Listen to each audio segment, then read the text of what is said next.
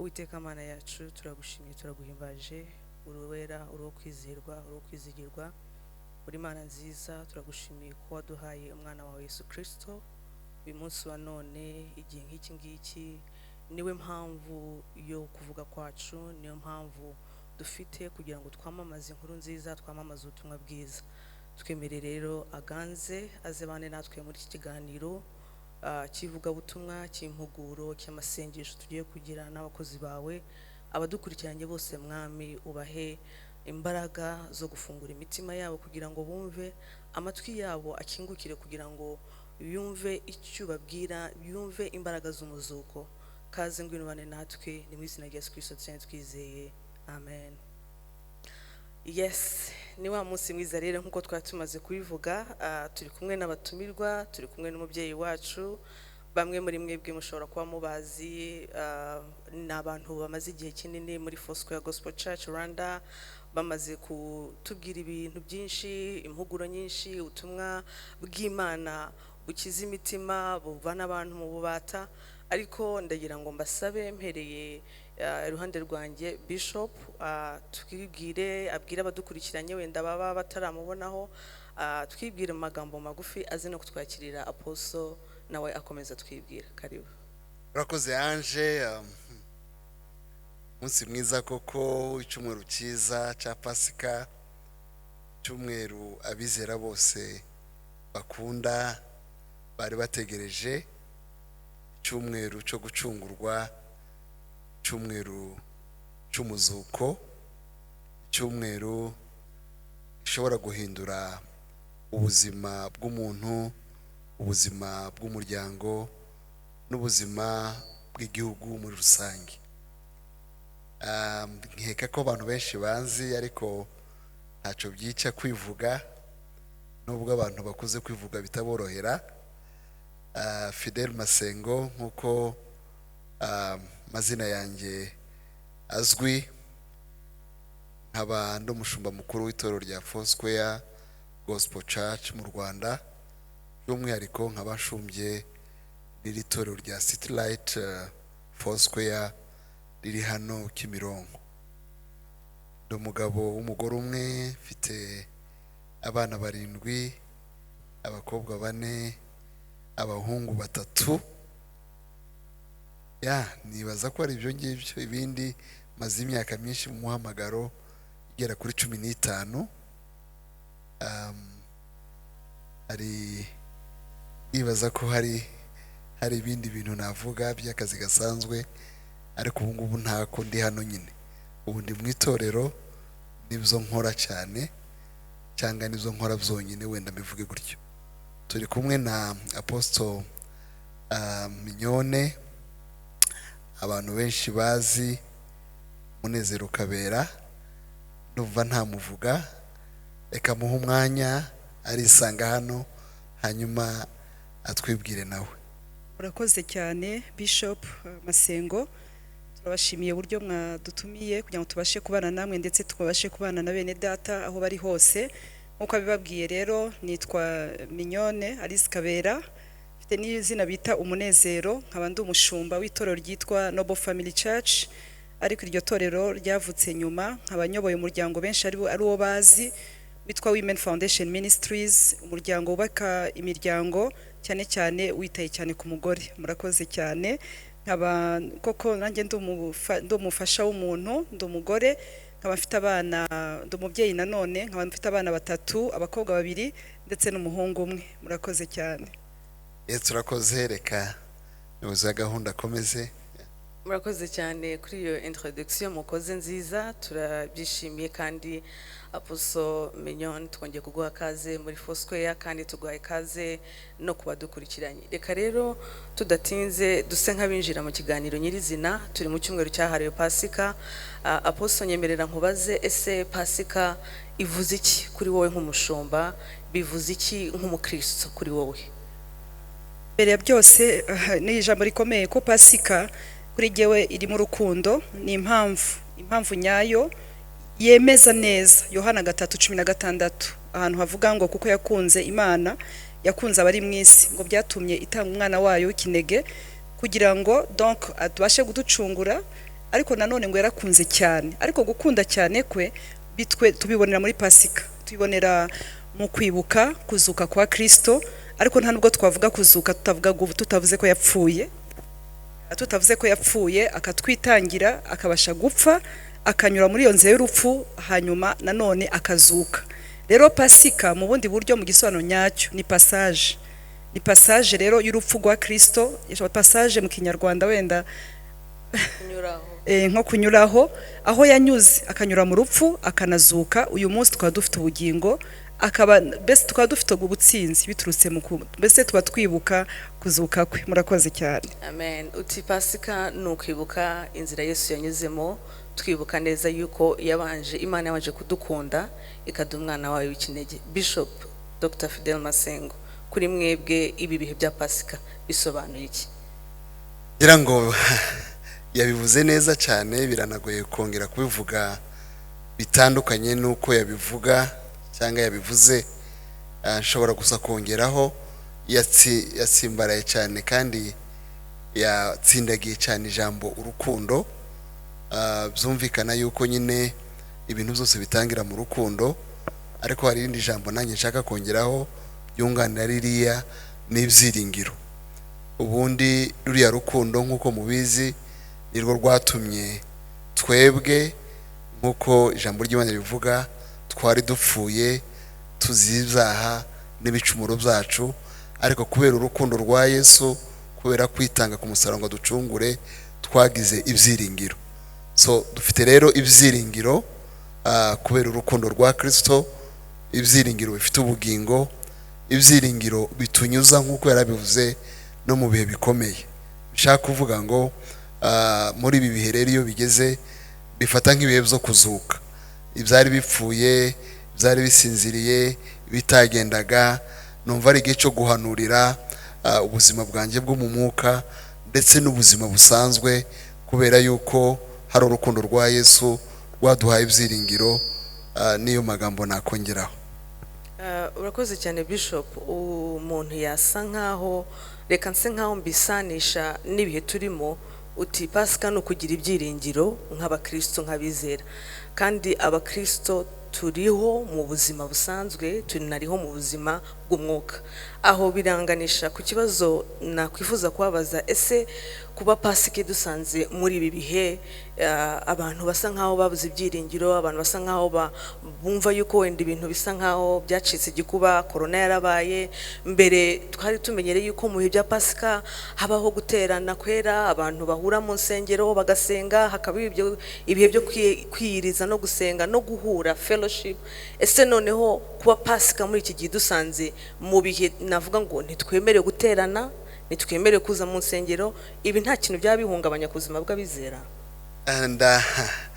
Dufite amahirwe ahubwo ndaza kubisobanuraho. Ubundi ndimo ndagereranya iyi pasaka na pasaka y'ubushize, noneho nze no kubihuza na pasaka za mbere yaho kugira ngo nshobore gusubiza icyo kibazo. Ubundi pasaka za mbere ya 2020 zabaga ari pasaka zo kwisanzura. Akenshi twagiraga ibiterane by'icyumweru cyose, tukirwa hano ababishoboye, tugahura hano, hazagamo n'amaveye. Wasangaga abantu bisanzura nyine, mbese bakizihiza guselebura ubuzima, ufite nyine ubuzima. Ariko nk'uko mubizi kuva umwaka ushize haje mu bihe bidasanzwe abantu bita new normal. New normal no kuvuga ngo bitandukanye n'ibyo twari tumenyereye, ariko byaje gusa n'ibimenyerewe nabyo. Urumva ibihe tumazemo umwaka urenga, twagombye kuba ubu bitadutonda cyane, ariko cyane cyane mbihuze n'ibyo umwaka ushize. Umwaka ushize pasaka yasanze turi guma mu rugo, nta wasohokaga, nta wavugaga n'undi, ntiwashobora kwegera mugenzi wawe. Hariho n'icyoba n'umwuka w'ubwoba ukomeye bw'iyi ndwara. Simvuga yuko ubwoba bwayo bwashize, simvuga yuko ubukana bwayo bwagabanutse, ariko ndavuga yuko abantu barimo babona nk'ibyiringiro muri ibi bihe. Impamvu mvuze ngo birasa nkaho harimo ibyiringiro, cya mbere nuko nubwo fellowship tutayemerewe nka mbere ya 2020, ariko nibura turaterana mu rusengero. Icyo ni ikintu cyiza cyane. Nk'ubu ku cyumweru umunsi wa Pasika tuzizihiza umuzuko turi mu materaniro. Icyo ni ikintu cyiza tugomba kwishimira tugereranyije n'umwaka ushize. Murabizi neza ko tugena amateraniro rimwe mu cyumweru, ariko noneho ikintu kidasanzwe cyabayeho nuko ubu buryo duhe dukoresha umwaka ushize mu kwezi kwa kane amatorero menshi yari atarafatisha ngo amenye kujya online no gukora mu bihe bidasanzwe. Ubu ngubu abantu bamaze kumenyera kujya kuri Zoom, bamaze kumenyera kujya kuri YouTube. Amatorero menshi yagiye ashiraho uburyo bufasha abantu. Ngashaka kuvuga yuko hari ibyiringiro no mu bihe bikomeye. Nshobora kuba navuga yuko hari amahirwe muri uyu mwaka. Noneho naho tureba imbere yacu, umuntu ashobora kuba yarangiza hakurya ya tunnel, kubera yuko nkuko mubibona nyuma y'amavaccine yamaze abantu bamaze guterwa n'uburyo bigenda bigabanuka mu gihugu cyacu, umuntu arabona yuko ibi bihe bikomeye turi hafi kuzabivamo. Numva ariyo magambo navuga, ariko nyine nk'ibisanzwe ibyari biriho mbere ya 2020 birumvikana yuko tugifite urugendo rero kugira ngo tuzabisubiremo. Enda apostle ashobora kuba ari uko yabivuga nawe yanabyongeraho. Urakoze cyane. Abajije ikintu gikomeye ariko yongeraho akandi kantu kavuga ngo kubizera. Niba numvise neza wagashizemo wongeyeho kubizera, kuko Pasika kubizera ni igikorwa kiri spirituel mu buryo bwo mu mwuka. Kubatizera ni evenement, kubatizera ni ibirori, twese ni ibirori turabyizihiza, ariko ntitubyizihiza kimwe. Hariho abantu wenda mu buryo bwo kutizera bajyaga mu mavakansi akumva ko Pasika hariho gusangira ya magi bita Easter eggs, babyita les œufs de Pâques, akumva ko azagenda muri vakansi n'abana be, akumva ko azajya kuri beach n'ibindi. Ariko uvuza akantu keza kagiye kumfasha kubisobanura neza, kavuga ko kwizera. Pasika mu buryo bwo kwizera, kubizera, Bishop yabivuzeho neza. Ndibuka Pasika ishize personnellement, ndibuka ko mu kwezi kwa gatatu nibwo haje ka ya mbere mu Rwanda aho turi. Turabwira abantu bari ku mpera z'isi, ariko noneho twebwe aho turi mu Rwanda nibwo ka ya mbere yabaye. Hanyuma rero Pasika isanga turi muri guma mu rugo yayindi, koko yayindi yari ikaze yayindi nta wajyaga kuri supermarket yo muri quartier nabwo rimwe na rimwe batubwira ngo twirinde ngo unnecessary movement muri kiriya gihe. Rero iyo periode yari periode isa nkaho wenda ikomeye, kuko murabizi ko byase bikurikirana n'icyunamo. Ariko ikintu giye cyantangaje nuko nibutsana mu kuva, kuko buriya Pasika yabaye ni deliverance, ni kuva muri captivité ku Bisirayeli. Kuko iyi Pasika iyi ngiyi rero Yesu Kristo Pasika wacu tuyihuza ndetse nanone nk'ikishushanyo cyangwa se igicucu cy'ibyambere cyabaye muri Exode. Mu kuva rero 5 ku murongo wa mbere haravuga Mose na Aroni basanze Farao, baramubwira ngo reka ubwoko bw'Imana bugende, reka ubwoko bw'Imana bugende bujye kwizihiza, bujye kwizihiza iminsi mikuru, donc bujye kwizihiza célébrer, bajye gucelebra ngo mu butayu, ngo bajye kwizihiza mu butayu. Ririya jambo ryabaye risha mu buzima bwanjye, nsanga kubizera no mu gihe cy'ubutayu barakomeza bakizihiza. Ntabwo bivuga ngo twizihiza ko twagiye mu mahoteli cyangwa se twagiye twizihiza mu mitima yacu, kuko harimo ikintu cyo kwibuka umurimo Yesu yakoze mu buzima bwacu. Nanone maze kubihuza nsanga Pasika kwari ukurekura ari deliverance. Iyo biraba neza turaza kubisobanura nyuma mu kuva 12. Urabona neza rero ko aribwo Pasika yabaye. Bakavuga ngo musangire umwana w'intama yokeje. Umva kugira ngo abe yokeje mu Gifaransa ntabwo yaba yokeje atabaye imole. Imole ni ugutambwa, ni kuvuga ngo yamaze gutambwa, noneho mumuriye yokeje ariko yamaze gutambwa. Ariko ngo mumurye mu miryango, mumusangire mu miryango. Siko Bishop? C'est en famille. Ni kuvuga ngo rero muri iki gihe nkuko Bishop yabivuze byaroroshe. Natwe turi mu baterana dimanche, turaza tugaterana tukakora wenda tukubaha za ntera, ariko byibura tugaterana. Ariko nashaka guhumuriza n'abataragira amahirwe yo guterana yuko mu miryango niho Pasika yakagombye kubera. Pasika yakagombye kuba muri famille, ngo musangire mu mazu yanyu, ngo ahubwo murebe n'abaturanyi bari hafi, ngo badashobora kumurangiza ngo bamurye, ariko begerane, ariko babashe gusangira uwo mwana w'intama ngo bamurangize. Numva ahubwo Pasika yuzuye Pasika yuzuye, haba mu rusengero haba mu muryango, ahubwo mu muryango niho nyaho. Urakoze cyane. Urakoze cyane Apostle. Utararenga aho ngaho ndira ngo birumvikana cyane no kuba dukurikiye barabyumva ko Pasika igomba guhera mu miryango. si ngombwa ko habaho guhura no mu gihe tutahuye no mu miryango tugomba kwizihiza deliverance kuva mu bubata twinjira mu kumenya Imana. Nyemerera nkubaze ikibazo kivuga ngo se Yesu benshi bamwibuka kuri Pasika nkuko wari umaze kubitubwira, celebration, kujya mu mavakanse, ariko se ntibyakabaye ubundi ngombwa yuko Yesu aba umuntu tugendana buri munsi? Abakristo benshi bazi yuko bibuka urupfu rwa Yesu kuri Pasika muri iki gihe cya none, ntibyakabaye byiza ahubwo tumwibutse mu gihe cya buri munsi? Ntibyakabaye byiza ko ubuzima bwacu buba bwubakiye kuri Kristo? Ego, mufite teme nziza cyane Bishop, kuko iyo ndagaruka kuri Pasika niyo nkomeza kuvuga, ngaruke noneho kuba Kristo ko bagomba kuva mu kintu cya event cyangwa se ikintu cyo kuvuga ngo twabyizihije birarangiye. Hari amakarte bakunda kwandika ngo there is a reason for every season, kuvuga ngo buri season yose ifite impamvu. Ariko biratangaje kugira ngo umuntu ajye mu birori atazi nyiri birori. Umuntu agenda abyine mu birori, sibyo anje, akubita umuziki seriousement ariko atazi nyiri birori.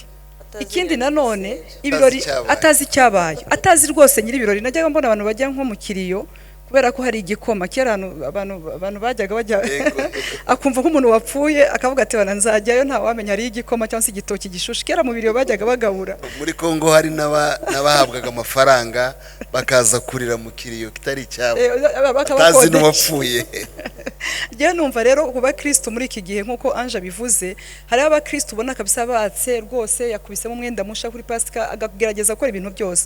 No kuri Pasika ni celebration, ni ibirori tugomba kubicelebra, tukaza tukaririmbira Imana tukanezerwa. Ariko hirya y'ibyo byose ureba mu kuva 12 haravuga ngo muzazirye, wo n'umwana w'intama tugomba kurya wese, ari we Kristo Yesu Pasika yacu. Ngo muzazirye, muzarya izo nyama, ngo mukwese d'abord mukwese inkweto, nanone ngo mukenyeye, ngo mwitwaje inkoni, ikindi nanone ngo muzijye muhagaze kandi vuba vuba. Ibyo bintu nkuko ari bitatu cyangwa se bine ubisubiyemo, inkuvuga ngo umukristo yakagombye kurenga ibirori akareba niba koko akenyeye. Ese akenyeye ukuri nko kwizera? Ese aracyari mu kwizera? Aracyahagaze muri ibi byiringiro? Aracyuka neza ko hari igikorwa Yesu yakoze? Niyo mpamvu muri Yohana 2 mu gihe cya Pasika Bishop araza kunyunganira, igihe bendaga kwizihiza Pasika, muziko Yesu atarapfa yaje mu rusengero, ajya mu rusengero asanga harimo ibintu by'akajagari, ibintu bimeze ukuntu, ashira ibintu kuri gahunda. Burya yapfuye yashize ibintu kuri gahunda. Araza akubita abantu kubera ko barakora ibintu desordre, arabasohora. Nibwo havuga rya jambo rivuga ngo urusengero donc ruzasenyuka, ariko nyuma y'imisi 3 rwongera rugire gute rwe rwamaze kubakika. Rero nibaza yuko muri iki gihe ntabwo Kristo aje physically, ko ntabwo ari bya kera by'imihango ngo aze ngo akubita abantu ngo yirukane, ahubwo harimo izo mbabazi, haleluya, zituruka mu rupfu no kuzuka kwa Kristo, ariko zigarura mu Kristo gutekereza ngo ariko ni gute nashira ibintu kuri ordre.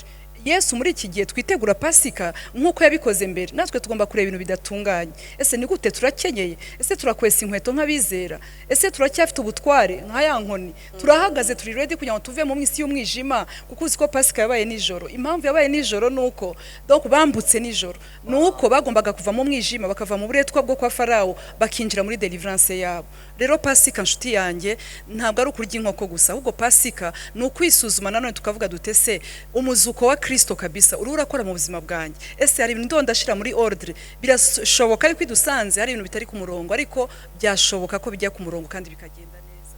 Urakoze. Amen. Nizere ko uko turi gufashwa hano namwe ariko abadukurikiye muri gufashwa. Bishop, nawe ibyo byose hari icyo wakongeraho? Ubona ari ubuhe butumwa abakristo bagomba kubwirwa bujyanye no kubaho ubuzima bushingiye kuri Kristo? Ngira ngo yabivuze neza kubatangira ko Pasika atari event y'umunsi umwe. Ibyo bisobanuro abakristo bagombye kumenya. Ubundi Pasika igiye kuba yarimwe muri uku kwezi kuri aya matariki, abantu bakabisiga hano, byaba bimeze nk'imvura igwa rimwe mu mwaka.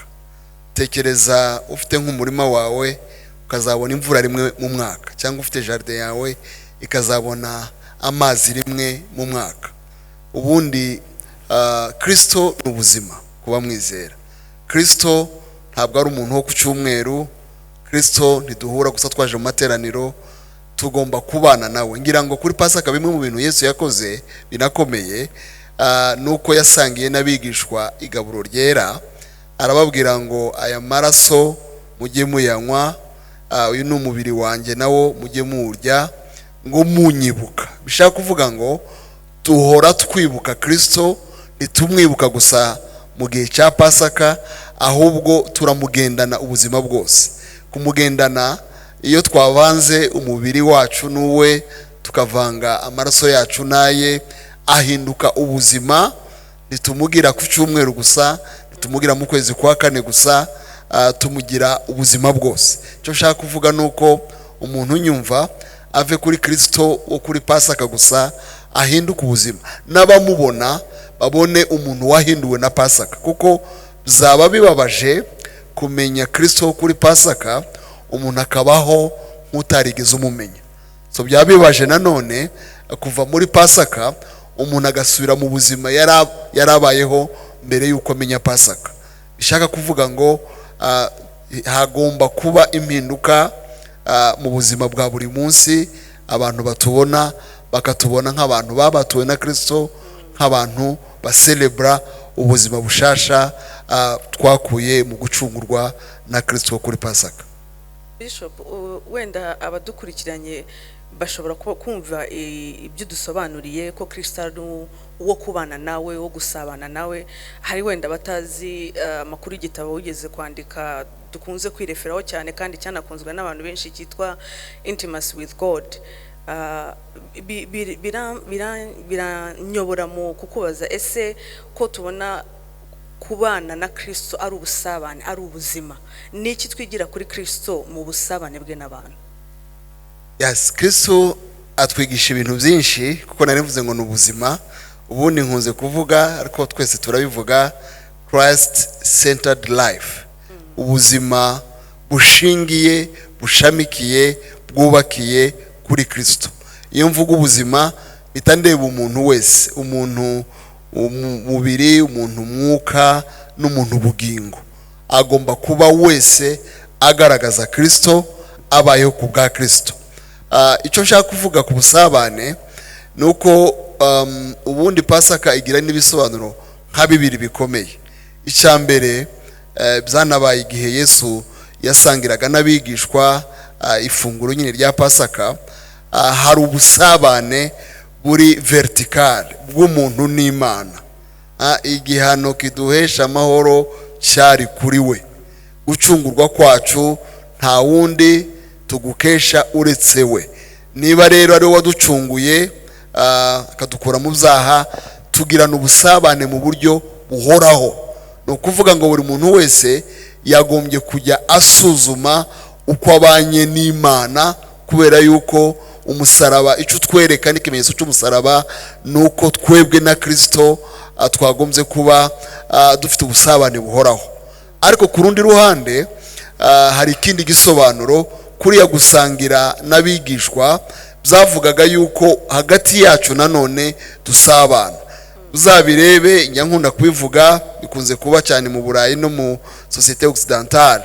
Iyo umuntu agutumiye cyangwa iyo umuntu muhuye arakubwira ngo tuzasangire. Gusangira rero harimo ubusabane. Buriya duterana mu rusengero ni fellowship. Fellowship ni ukuvuga ngo twahuriye hamwe, hari ibyo duhuriyeho, duhuje imyizerere, duhuje umwami, duhuje gucungurwa, duhuje urugendo, mbese duhuje ibintu byinshi. Umuntu yagombye kuba mu nzu y'Imana yisanzuye cyane, yisanga cyane, atishisha, kubera yuko iyo umuntu ageze mu nzu y'Imana yagombye kuhasanga abasaza bari umukobwa, akahasanga abashiki bari umuhungu, akahasanga ababyeyi yaba yatabafite, yaba bafite hanze, agasanga abandi babyeyi bo mu nzu y'Imana. Ubwo nibwo busabane. Bivuga ngo Pasika idusabanisha n'Imana, ariko igafungura imitima yacu gusabana ubwayo. Nicyo kintu ngira ngo navuga. Urakoze cyane kuri ubwo busobanuro bwiza, ariko reka wenda mbaze Apostle Mignone ku byo Bishop yamaze kutubwira. Pasika itwinjiza mu gusabana, nubwo bwa mbere dusabana n'Imana, ariko nanone turushaho gusabana nk'abantu kugira ngo twinjire mu buzima bwubakiye cyangwa bushingiye kuri Kristo. rimwe na rimwe cyangwa kenshi na kenshi muri iyi minsi ya none usanga umuntu avuga ngo njye sinzajya muri iriya torero, ninajyayo nzicara inyuma, sinshaka ko bazamenya, sinshaka ko bamenya ko ndi umuririmbyi, sinshaka ko bamenya ko ndi protocol, sinshaka, ukumva nyine arimo araba reserved cyane, arimo ntashaka kumenyekana. Ariko iyo ugerageje kuvugana n'abakristo cyangwa n'abantu bene nk'abanga kwamaze se ko nari nkuzi kera ko twigana ko twakoranye uri umukozi w'Imana, kubera iki utagikora umurimo w'Imana? Akavuga ati oya, njye narakomeretse, babashumba barankomerekeje, abantu runaka barankomerekeje, ubu singishaka kujya mu mirimo, singishaka kuba involved kugira ngo nakomereka. Ese ubona ubu buryo cyangwa iyi myumvire abantu bakomeza kugira yo kutajya mu maserire, kutajya muri departement za mama, ntajye mu bagabo, ntajye mu rubyiruko, ubona ubu buryo cyangwa imyumvire abantu bagenda bagira, ubona ariyo? Urakoze kumbaza ikibazo numva twavugaho cyane cyane nk'abashumba.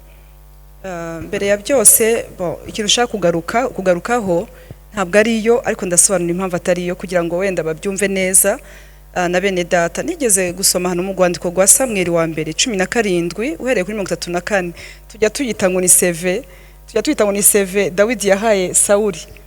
Uzi ko yamubwiye ati rero giye umugaragu wawe ati najyaga ngira gutya nkafata intare n'idubu, ariko ngo nkabifata byavanye intama mu mukumbi, ngo byazaga bigafata intama bikayivana mu mukumbi, byamara kuyivana mu mukumbi noneho ngo bikayitwara, ariko nkahita mbivumbukana, ariko kuko byavanye intama hehe mu mukumbi.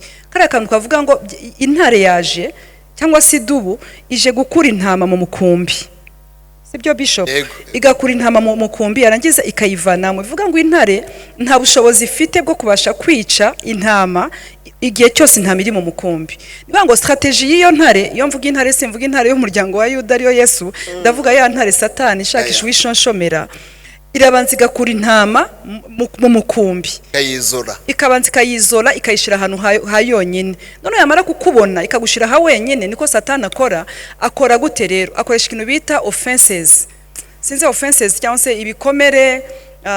Yandebye nabi, twarakoranye, naramutelefone ntiyanyitaba, naciye muri tutuntu, izo ni offenses.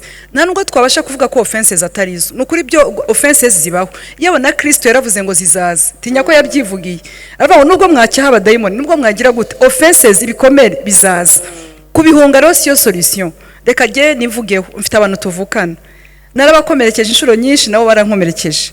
Mfite ababyeyi, hari aho bankomerekeje, mfite naho nabakomerekeje, ariko igihe cyose I can't wait to see them. N'ubu ngubu ntegereje wenda ko mbaha message ya PASIKA tukagira gute, numva mbashaka, ariko njya beyond bya bikomere, bya bintu nahuye nabyo, ariko kuko nzi ko umuryango ari ngombwa. Rero nagira ngo mbwire umuntu wese n'ukuri yumva yaguma inyuma yagira gute, nayo nkubwire ngo nubwo wahunga ibyitorero, mwisi isi rimwe ibikomere, ku kazi hari ibikomere. Nta mukobwa ndabona uvuga ngo sinzashaka kubera ko mu ngo harimo ibikomere, kandi yarabyumvise byinshi, ariko avuga ati nzashaka.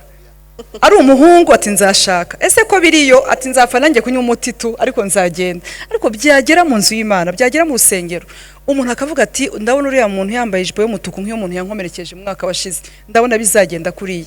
Ariko buriya reka mbabwize ukuri, nta hantu hatari bikomere, ahubwo igikuru ni ukwiga tukabasha kumenya yuko ibyo bikomere nubwo bihari hari ibyo twabasha kwivamo. Aho kugira ngo nkubitwe hanze, intare nyicire hanze, ahubwo nahangana n'intare. Mwumvise ko iyo ntare se igusanga mu mukumbi, n'igihe turi mu nzu y'Imana hari intare ziza. Bene data biravuga ngo na Yesu yabwiye abigishwa be, arababwira ati dore ndabohereje mu masega, hagati mu masega. Najyaga nibaza Bishop, nkibaza Yesu koko adukunda, ni gute ashobora kuvuga ngo disciples banjye ngo mbohereje hagati mu masega? Nta nubwo ari guturana nayo, ni hagati muri yo. Nivuga ngo afite capacity yo kuturindira mu masega, afite capacity yo kuturindira mu bantu batandukanye, ntago tuva hamwe. Bene data itorero ni nka church, ndavuga building aho duhurira muri fellowship, mu bumwe bw'abera, ni nko muri garage. Buri wese araza afite amateka avuyemo, ariko ugasanga uko nakuze siko mugenzi wanjye yakuze, ariko ikiduhuza nicyo kigomba kuba kinini kushika idutandukanye. Numvaga buri mu Kristo yagatekereje yuko dufite same DNA muri Kristo. Niba koko tuzi ko Kristo yadupfiriye, nukuri twakagombye kumenya yuko ari amaraso Yesu Kristo yamenye ku bwawe no ku bwanjye, ari DNA dufite. DNA wenda araza kwidusobanura neza Ange, dufite DNA imwe. None se uzampungira he nunda guhungira he? Ubu ntarugiye ahunga itorero rimwe, akavuga ati mvuye muri Foursquare wenda ngiye muri Noble Family Church, ariko ntago bazi yuko ni nko gufata ukavana amafaranga mu mufuka w'ipantaro umwe ukawushira mu wundi, ni hahandi uracyabirimo. Nta torero navuga, yes, nta torero riri ideal, nta rusengero ruri ideal, ariko tugomba kuba realist, tukamenya yuko abantu turi kumwe bababara. Waruziko n'Imana ibabara, n'Imana igira akara. Nose Yesu ntiyakubise abantu mu rusengero, ntabwo ari byo ngiye guhagararaho, ariko najya bambwira abantu yuko hamwe n'ibyadukomerekeje dushobora kubirenga tukagutwubaka ubumwe, kandi tukagira icyo bita koinonia cyangwa se ubumwe bw'abizera. Imana ibaho umugisha. Ngira ngo hari icyo namwunganiraho kuri icyo kibazo kinakomeye cyane kandi kirimo gifata indi ntera mu bihe byacu. Abantu benshi bihaya akato bari mu matorero, ubwabo akiha akato kavuga ngo zajya nza nihagira umuntu umenye wenda n'umushumba umwe, hanyuma ngiye ninjira nyuma y'abandi, sohoke mbere y'abandi, nta bintu na bimwe nzajyamo, nta departement nzakoreramo, nta serire nzajyamo, ndashaka ngo ngeza nterane. Ewe hari n'abavuye mu rusengero ubu ngubu bageze online, barakubwira ngo zajya nshumbwa n'ubwirije wese kuri YouTube, ngo nibimpa amahoro kubera yuko nakomerekeye mu nzu y'Imana.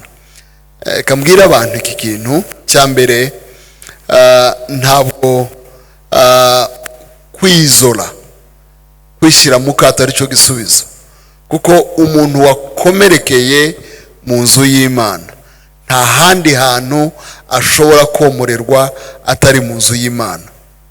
Iki kintu kibanze gisobanuke. Niba warakomerekeye mu nzu y'Imana, umenye yuko mu nzu y'Imana ariho n'ubundi abakomerekeye bomorerwa.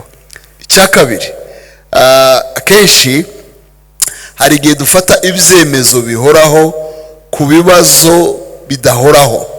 Ushobora kuba warakomeretse, ariko nyuma yo gukomereka wagombye kugira maturite, ugafasha n'abandi, wenda no gukongera gukomereka ntibinaze, ugahita wibwira yuko uzongera gukomereka ukitwara nk'umuntu w'umunyabikomere.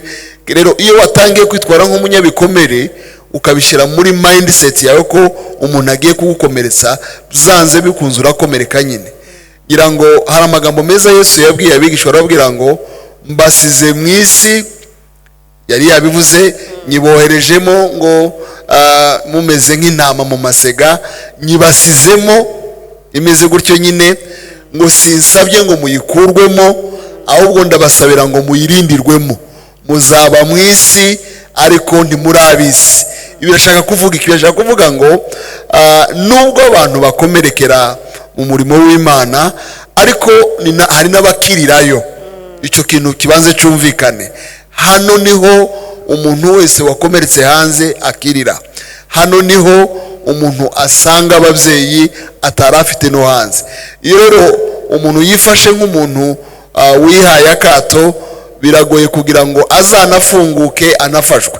Ariko iyo umuntu avuze ngo nahuye n'ikibazo none ariko ndakirenga, ngira ngo no guhindura amatorero nk'uko yabivuze sico gisubizo. Igisubizo ni ukuvuga ngo ikibazo cyabaye niki nakora kugira ngo nticyongere kuba, hanyuma niriye somo nkuyemo, kuko hari n'ibigeragezo biza bigamije kudukuza. So ukomeje guhunga rero sinzi uko byagenda. Ni ngombwa ngo duhagarare, turwane urugamba. Yesu yakomeje ubusabane. Muribuka ko tugomba kugera ikirenge mu cya Yesu, tugomba kugera ikirenge mu cya ba Paulo n'abandi. Muzi ukuntu batotejwe, muzi intambara Yesu yagize, ariko ntiyaretse gukora umurimo w'Imana. Abafarisayo bamugenza, abasadukayo bamugendaho, bamurega ibintu bitari byo, ariko yakomeje gukora, arasabana, akagera kwa ba Mariya na ba Marita, akagera kwa ba Simoni, yagiye agera mu bantu, yabaye ubuzima busabana. Bivuge ko Yesu yabaye ubuzima busabana. Paulo yagize inshuti magara, yagiye mu miryango, akajya kwa ba Priscilla bakwira, arasabana, kandi mu gihe ciwe yarahigwaga. So bishaka kuvuga ngo ibibazo bizahoraho, uko twitwara mu bibazo niko gutuma tubihabamo cyangwa tubivamo. So ubaye umuntu rero wemeye yuko utsinzwe, ubutsinzwe. ariko uvuze ngo habaye ikibazo none ndakirenga, haracara abantu beza mu nzu y'Imana, haracara abantu beza mu bakozi b'Imana, haracara abantu twakwisangaho kandi tugakira. Ndumva aricyo nashobora kongeraho. Shop sinzi niba wenda nagira icyo mvuga. Rusi ambera example nziza wenda muri iki gihe yo kuvuga ukuntu yakurikiye umuntu ukomeretse. Buriya nubwo waba uri pasteur muri iki gihe, ntabwo uri pasteur uteza ibikomere nka Naomi. Usko Naomi yamwirukanye, aravuga ati ujye uranshaka iki, sinenda kubyara, nta kintu nenda gukora cyatuma mbasha kubonera umugabo. Urananyita Naomi gute? Wanyise Mara ko nashaririye. Iyo umuntu akubwira ngo ndi umurakare urumva uko bivuze. Ibaza umupasteur muri cyaka kuvuga ati genda umurakare wirakariye jya gushakisha undi muntu ugushumba. Ariko arangije amubwira ati Imana yabizaba Imana yanjye, ubwoko bwawe buzaba ubwawe, aho uzagwa niho nzagwa. Abantu benshi bakurikira abantu ahagaze akamubonamo ibintu byiza mu gihe ahagaze, ariko Rusi yarenze ikintu cyitwa guhagarara, avuga ati aho uzagwa niho nzagwa. Bivuga ngo it's not about your anointing, ntabwo ari ibyo ufite, ntabwo ari imbaraga ufite, ntabwo ari ukuzi kuvuga neza cyane cyangwa se ufite imico myiza, ahubwo your God will be my God. Urumva gukurikira Imana kugeza kuri yo saha. Dufite rero ba Orpa batabidakundira rwose. Yewe iyo nza kuba Rusi icyo gihe, uwo mubyeyi nkabona ndapfakaye, nawe arapfakaye, na Orpa arapfakaye. Bisiko babuze abagabo bageze kuri batatu, abahungu ba Naomi babiri n'umugabo wa Naomi. Urundi mu Kristo w'iki gihe avuga ati hano harimo imyuka kabisa. Karande. Abantu karande ewana, singiye gukurikira nawe karande ze ntabwo azishoboye, singiye gukurikira umuntu udashoboye. Ariko yarenze ibyo bintu byose arakurikira kubera ko harimo ubusabane. Ariko mu busabane bwa Rusi na Naomi, mu kwemera kuba mentored, murabona ahantu byamugejeje kuri Boaz. Rero turasaba abantu kuba consistent. Kuri Yesu. Matayo Boaz dufite uyu munsi ni Kristo kabisa. Rero nukuri ubaye consistent, ubashije kwihangana, wahura na Boaz wawe muri uwo murima. Haleluya. Imana ishimwe cyane. Turimo turafashwa, ariko nanone ku bw'impamvu z'amasaha atadukundiye turimo turasa nk'abagana ku musozo. Reka wenda iki kibazo muraza gusa nkaho muduhereza ubusobanuro burambuye. Mutubwiye ko Rusi yarenze ubusabane bwe wenyine n'Imana, yemera gukurikira umupasiteri cyangwa se Naomi warushaririye.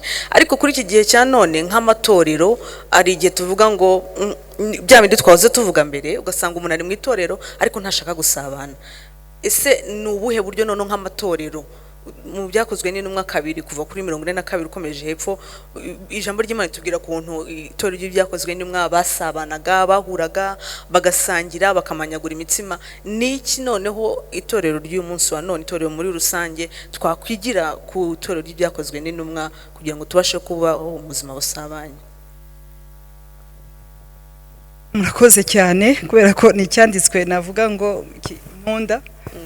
Rero mu by'ukuri itorero rifite ibintu byinshi ryabasha gukora. Bimwe no kugira ngo itorero rigerageze gushiraho amatsinda cyangwa se small groups, amaserire, ibikorwa bito bito.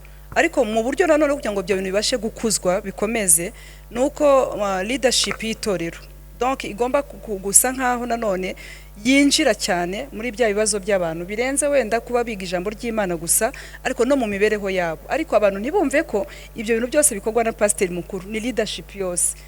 Kuri departement z'abinginzi, kuri departement z'abamama, kuri departement z'abajene, tukagiramo abigishwa ba Kristo bashobora kuba ubuzima bwo gufashanya hagati yabo. Urumva ngo barasangiraga ibyabo. Urumva gusangira ibyabo atari umuntu wibitseho. Ibyabo rero si umwuka sindimi gusa. So kuza ngo basengane nibarangiza buri wese ntamenye ubuzima bw'undi.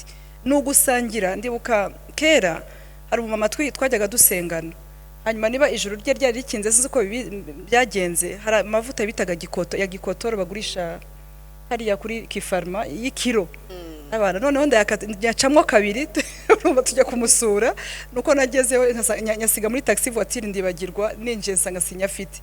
Ariko ndibuka ko mubwiye gusa ko nari nyazanye, byamusubije mu intege kumva ko nari warugabanyije muri bya bintu. Itorero rigomba gusangira, tugomba no kubyigisha cyane, tukabyigisha n'abantu tukabara mu cyizere cyo gufashanya mu byacu. Ikindi nanone no gukora amagape sinzi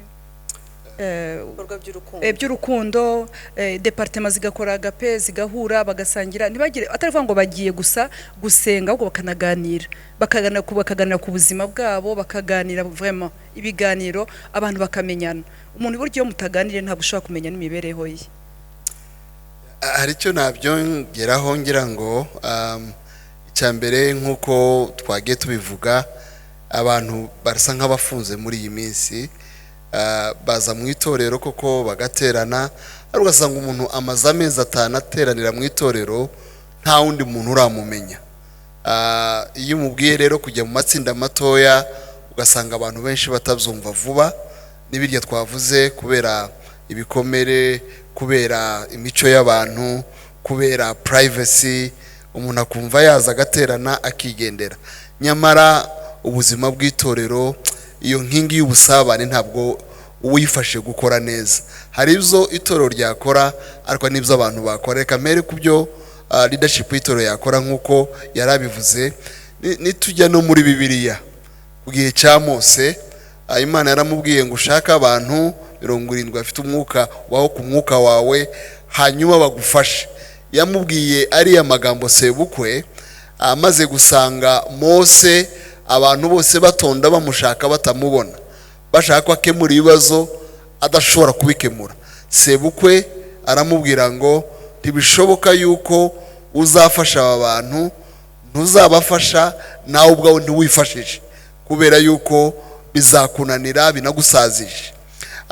Amaze kumubwira kuriya nibwo bwa mbere yashyizeho amacells cyangwa za selire, amatsinda matoya ayaha abayobozi. Icyo bifasha cya mbere mu buyobozi bw'itorero nuko itorero ry'abantu 300 biragoye kugira ngo pastor amenye, tuvuge muri bihe bya corona, uwagize ikibazo cy'imibereho, uwagize ikibazo cy'akazi kashize, uwaburaye.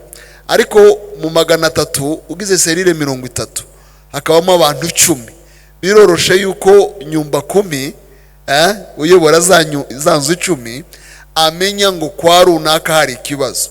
Batabona ubushobozi muri za nzu 10 bakabashobora kuba babaza umushumba noneho muri ya coordination ngari bakamenya ubwo bafasha abantu. So ubwo nibwo buryo bwa mbere. Ibyo mvuga kubashigikira ndavuga mu buzima busanzwe ariko no mu buzima bwo mu mwuka. Nta muntu ushobora gutungwa ni jambo ryo ku cyumweru. Iyo abantu ari 10 kurya twafashanya mu buzima busanzwe ni nako twafashanya no mu buzima bwo mu mwuka. Kubona umushumba mwese byagorana ariko kubona wa muntu w'umuyobozi w'umu-intermediaire biroroshe ku buryo ashobora kuba yagufasha. Iki ni ikintu kimwe nashaka kuvuga. Ariko ku rundi ruhande haba noneho n'ama focus group, tuvuge nk'aba papa, aba mama, urubyiruko, aba teens.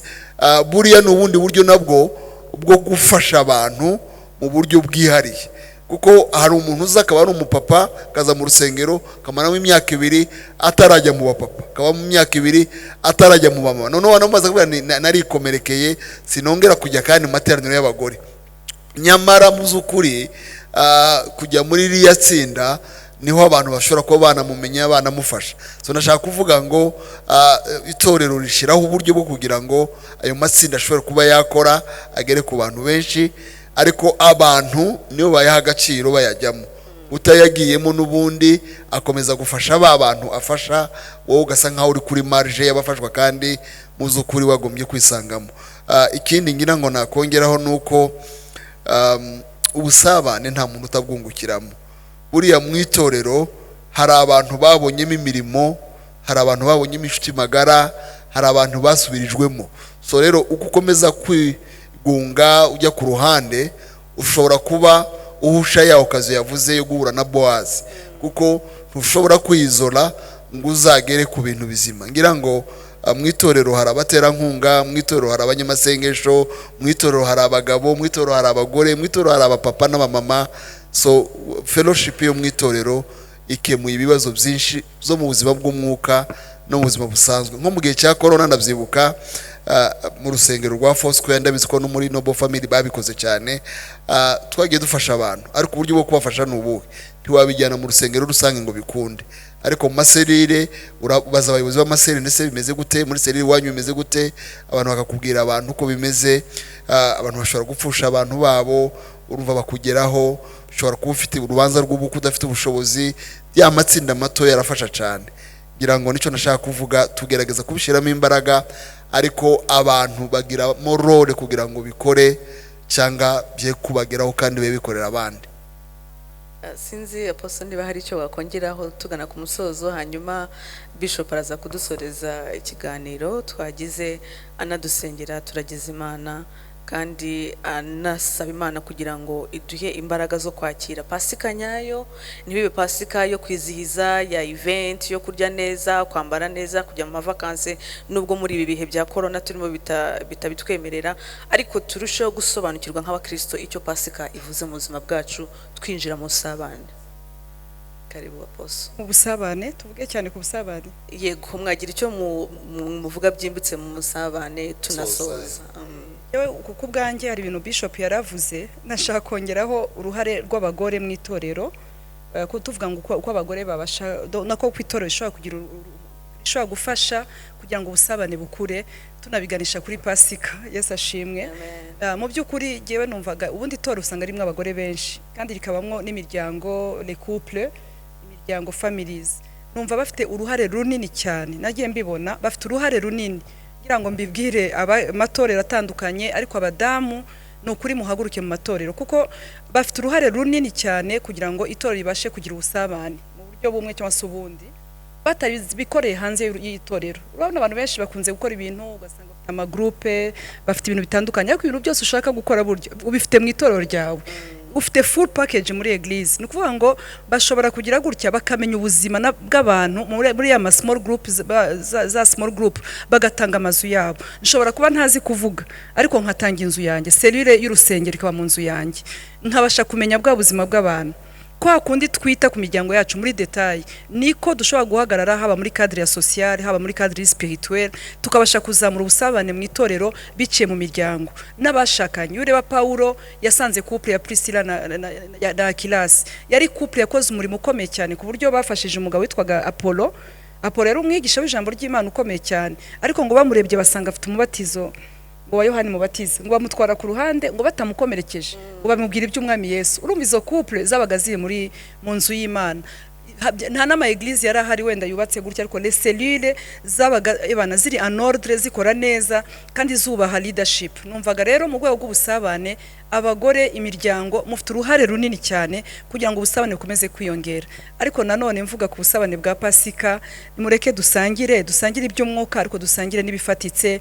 Wohereze mugenzi we kuri meet you ushobora kutajya muri vacances, ariko kuri momo mukubite gusa momo, message ya momo buryo nayo subizamwe intege. Iyo umuntu abonye ya mfura ya Beneri 5 akabasha kugura umuceri, akagura inkoko, akanezerwa, aravuga ati sha uziko banyibutse.